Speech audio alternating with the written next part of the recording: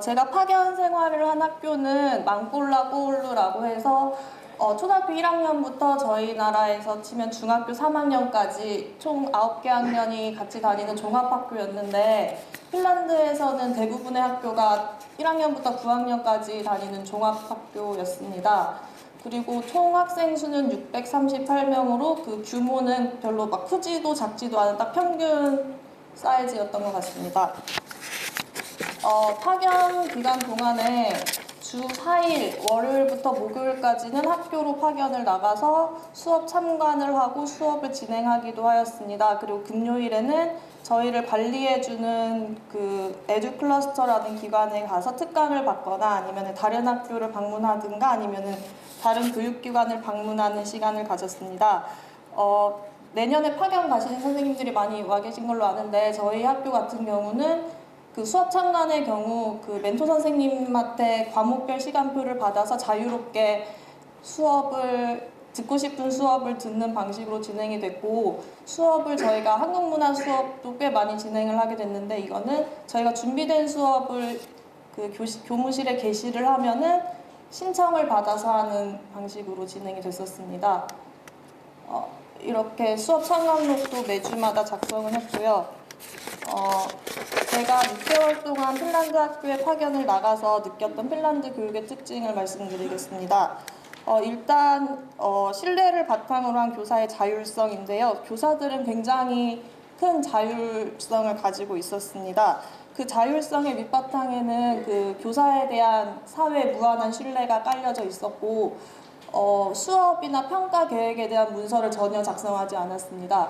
그래서 그 멘토 선생님들한테 평가 계획이나 수업 계획을 볼 수 있냐고 물어봤을 때 없다라는 대답밖에 들을 수 없었습니다. 항상 자신들의 머릿속에 계획을 하고 있다고 그런 답변을 들을 수 있었고, 그렇기 때문에 원하는 수업이나 평가를 원하는 때에 자유롭게 할 수 있는 모습을 봤습니다.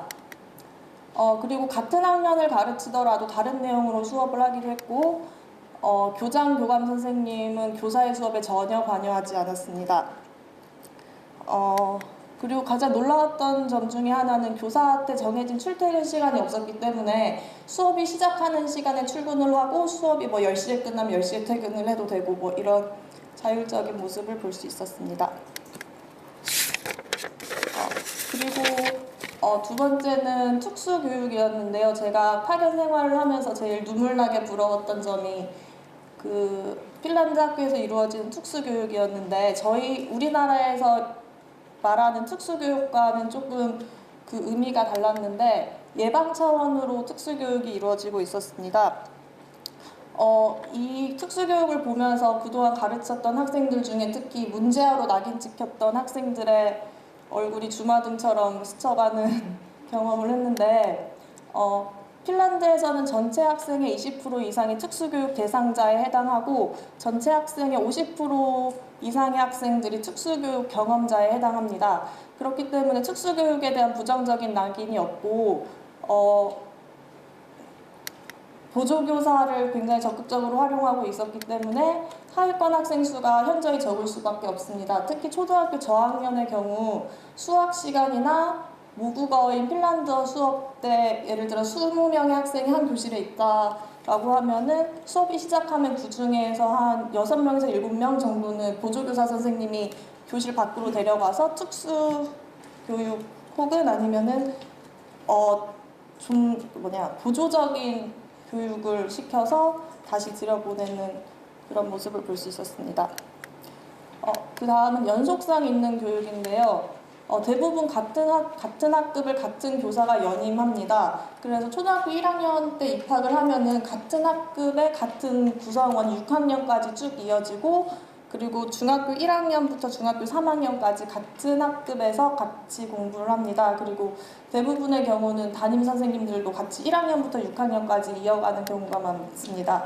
그렇기 때문에 장기적인 수업 계획 수립이 가능했습니다. 예를 들어서 중학교 같은 경우에는 최장 3년 동안의 평가 계획을 중학교 1학년 들어왔을 때부터 교사는 계획을 짤 수 있는 구조였고, 그리고 학생들의 특성을 속속들이 알고 있기 때문에 학생 개개인에 대한 평가가 용이했습니다. 그래서 그 3월 달에 학생 파악하거나 아니면은 학생 파악에 소모되는 에너지와 시간이 현저히 줄어들 수밖에 없고요. 그리고 학생 지도 및 상담이 굉장히 편한 구조였습니다. 그 다음에는 굉장히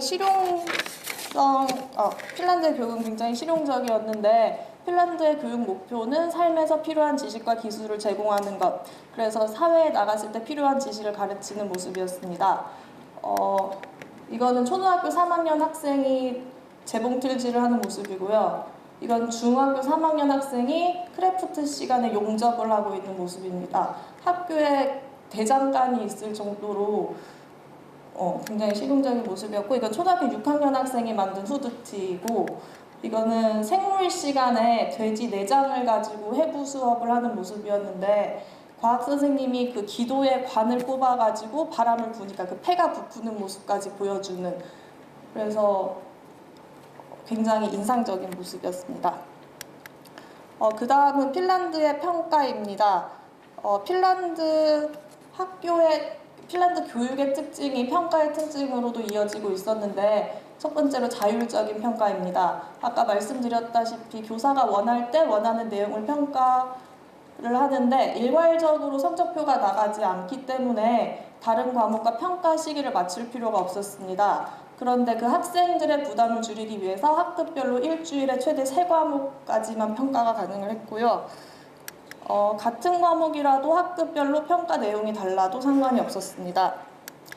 그리고 중학교 3학년의 경우 국가 수준 학업 성취도 평가가 있긴 있었는데 이거를 치를지 말지 또한 교사의 재량이었습니다. 저희 학교 같은 경우 멘토 선생님이 평가를 치르겠다고 했는데 그 결과에 대해서는 원래는 그 기관에 그 결과를 보고를 해야 되지만 그 다른 학교 학생들과의 평가 결과를 비교하는 것은 의미가 없는 것 같다고 해가지고 평가를 보기만 하고 학생들에게만 점수를 알려주고 보고 제출은 하지 않았습니다.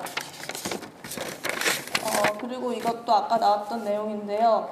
그 교육의 연속성이 평가의 연속성으로도 이루어졌습니다. 동일한 학급을 연임할 수 있기 때문에 장기적인 평가 계획 수립이 가능했는데, 예를 들어서 7학년 때는 짝꿍을 대상으로만 발표하는 수업을 하고 8학년 때는 그 범위를 넓혀서 그룹 대상, 그리고 9학년 때는 전체 학급 대상으로 발표하기 등의 장기적인 평가 계획이 수립 가능하였습니다.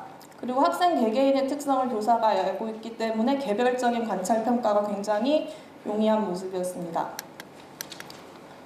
그리고 실용적이면 융통성 있는 평가가 이루어졌는데 평가 계획을 연초에 미리 세우지 않고 평가 계획을 문서화할 필요도 없습니다. 그리고 즉흥적으로 평가가 계획되기도 하며 형식에 얽매이지 않고 학급의 상태를 고려해서 평가 내용을 조정할 수 있었습니다. 그리고 학생의 성장을 목적으로 평가가 이루어졌는데 평가의 목적은 정말로 학생이 성장 정도를 확인하는 것, 그리고 결과에 따라서 적절한 피드백을 주기 위한 평가였는데요. 평가는 학생들에게도 중요하지만 교사에게도 굉장히 중요한 역할을 한다고 모든 선생님이 생각을 하고 있었습니다. 저 같은 경우에 그 중간고사나 기말고사를 보고 결과가 나왔는데 어떤 특정한 한 학급의 평균 점수가 낮으면 그 반에 가서 왜 똑같이 가르쳤는데 너네 반만 못했냐, 공부 안 한 거 아니냐, 이런 말을 했는데 이 선생님들의 생각에는 똑같이 가르쳤기 때문에 그런 다른 결과가 나왔다라는 생각을 하는 모습을 볼 수 있었습니다. 그래서 도움이 더 필요한 학급이나 학생에게는 더 많은 지원을 제공해주는 모습을 볼 수 있었고, 그리고 평가 결과가 갑자기 떨어진 학생에게는 한 학기 동안 부지나 지도반에 가서 수업을 받고 오는 게 어떻겠냐라는 등의 조언을 해주는 모습도 볼 수 있었습니다. 그리고 시스템적으로도 굉장히 뒷받침이 잘 되고 있었는데 윌마라는 시스템이 있었습니다. 이거는 약간 나이스랑 비슷하긴 한데 교사와 관리자와 학생과 학부모의 소통이 가능한 시스템이었고, 매시간 학습 내용이나 아니면 특이사항 같은 거를 기록할 수 있었고 그러한 기록들을 학부모가 수시로 열람이 가능했습니다. 그리고 만약에 그 성적을 올렸는데 학부모가 열람을 했는지 안 했는지 또한 교사가 확인할 수 있었기 때문에 특히 학부모 상담 때 굉장히 유용하게 쓰이는 모습을 볼 수 있었고, 제가 제일 좋다고 생각했던 부분은 학생의 개별 특이사항을 상시로 기록할 수 있다는 점이었는데, 학생들을 가르치다 보면은 어느 정도 선까지 부모에게 연락을 드려야 하나라는 고민이 들 때가 많습니다. 그런데 여기서는 수업이 끝날 때마다 특이사항을 기록할 수 있고 부모들이 수시로 열람 가능하기 때문에 굉장히 좋은 시스템이라는 생각이 들었습니다. 그리고 지필평가를 치룰 때 교과서 출판사 자료를 적극적으로 활용하는 모습을 볼 수 있었는데요. 핀란드 교육을 보면서 가장 인상 깊었던 점 중에 하나가 교과서였습니다. 교과서의 질이 굉장히 좋고 그 교과서에 대한 교사들의 신뢰도가 매우 높았습니다. 그리고 분기별로 지필평가를 치렀는데 문제 출제 또한 출판사에서 제공하는 자료를 그대로 활용하는 모습을 볼 수 있었습니다. 영역별로 그리고 난이도별로 선택하여 시험지 제작이 가능해서 굉장히 좋았던 것 같습니다. 이건 지필평가의 예시인데요. 영어교사로서 가장 인상적이었던 점은 교과서에 나온 지문을 시험 문제로 출제하지 않는다는 점이었습니다. 이미 배워서 알고 있는 내용의 지문으로 평가하는 것은 암기력 테스트가 될 수 있다고 생각하기 때문에 비슷한 수준의 어휘나 구조로 이루어진 지문으로 평가를 하는 모습이었고, 그 문제 또한 출판사에서 제공하는 것들을 활용하였습니다. 이 수행평가는 제가 파견을 갔을 때 제일 처음으로 본 수행평가 활동이었는데 세 가지 측면에서 좀 놀라웠습니다. 일단은 즉흥적으로 이루어진 평가였는데요. 제가 그 9학년 수업을 참관하고 있는데 선생님이 갑자기 핀란드 문화에 대해서 알고 싶은 것이 있냐고 물어봤고, 저는 이런 점을 알고 싶어요 라고 하니까 그러면 다음 시간부터 이거 수행평가 들어간다 해서 시작된 수행평가였고, 그리고 그 9학년에는 A반부터 2반까지 5반이 있었는데 그 반 중에서 9, 2반만 이 수행평가를 시행을 했고, 그리고 이건 그 학교에 파견 간 한국인 교사를 대상으로 발표하는 수업이었기 때문에 그 발표하는 모습은 저희 한국 선생님 3명만 보고 그 교사는 발표를 보지 않았습니다. 자기가 이렇게 그 발표를 보게 되면은 학생들이 부담을 가질 수 있다고 해서 그렇게 했는데요. 그래서 저희가 보면서 서술형으로 평가지를 작성하고 선생님은 저희가 작성한 평가지와 학생들이 만든 발표 자료로만 평가를 하는 모습을 볼 수 있었습니다. 이것도 발표 수업이었는데 소규모 발표였습니다. 2명씩 짝을 지어서 자신들이 정한 미국 문화에 대해서 발표 준비를 하고 누구한테 발표할지도 자신들이 정해서 그 짝꿍끼리 교차해서 발표하는 모습이었는데, 사진을 보시면 지금 일어서 있는 두 남학생이 앉아있는 학생들에게 발표를 하는 모습입니다. 그리고 좀 신기했던 점은 이것 또한 그 영어 선생님이 학생들의 발표를 보지 않으셨고 발표가 동시다발적으로 이루어졌습니다. 학생들이 자신들이 편하게 발표할 수 있는 장소를 찾아서 발표를 하고 동료 평가를 하고 자기 평가를 하는 모습이었고, 그래서 발표 자체에 대한 평가는 학생들의 평가지에만 의존을 하였고 교사는 학생들의 발표 자료로만 평가를 하였습니다. 이건 자기평가지와 동료평가지이고요. 그리고 동료평가와 자기평가는 아까처럼 평가지를 이용하기도 했고 여기서 보시는 것처럼 굉장히 단순하게도 이루어졌습니다.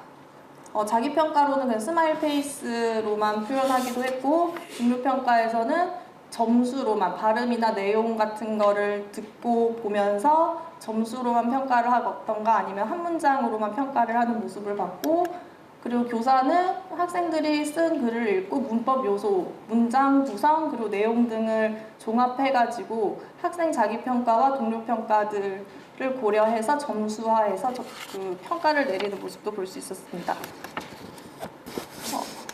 그리고 단원 시험은 수시로 이루어졌는데 짝과 시험지를 바꿔 채점하기도 하였고 단어 시험인데도 부분 점수를 부여하는 모습도 볼 수 있었습니다. 다음은 제가 보고 배운 것을 이제 우리나라에 왔으니까 평가에 적용을 해야 되는데 고려해야 될 점들을 몇 가지 생각해 봤는데요. 일단 평가에 대한 신뢰도 및 공정성, 그리고 굉장히 많은 학생들을 동시에 어떻게 평가할 것인지, 그리고 채점을 어떻게 해야 쉽게 할 수 있을지, 그리고 실생활과의 연관성은 어떻게 연관지을 수 있을지, 그리고 교육과정과의 연관성, 실행 가능성 같은 것들을 고려해야 할 것 같습니다. 그래서 제가 평가에 적용하고 싶었던 점들은 자기평가 및 동료평가를 실시하는 것과 그리고 약간 실질적인 청중이 있는 평가를 실시하고 싶었고 그리고 순차적인 성장이 있는 평가 결과를 적절히 활용할 수 있도록 하는 것과 그리고 그 기본에 충실한 영어 수업을 통해서 수행평가를 가능케 하는 점들을 적용하기로 하였는데요. 그래서 2019학년도 평가 계획을 세워봤는데 일단 1학기 때는 3가지의 수행평가를 하게 될 것 같습니다. 그런데 이거 하나하나의 활동 내용보다는 아까 적용해야 될 점 어떻게 적용했는지를 보여드리고 싶은데 일단 자기평가 및 동료평가를 매번 실시할 예정이고 그리고 4월 달에 실시할 예정인 홍보물 만들기에 대해서는 짝에게만 발표하고 결과물을 전시할 예정이고 그리고 5월 달에 할 수행평가에 대해서는 모둠 단위 발표를 하고 결과물 전시를 하고 그리고 6월 달에 할 수행평가에 대해서는 학급 내 전체 발표를 실시할 예정입니다. 그리고 2학기 때는 핀란드 학교 학생들과 프로젝트 수업을 하려고 계획 중에 있습니다.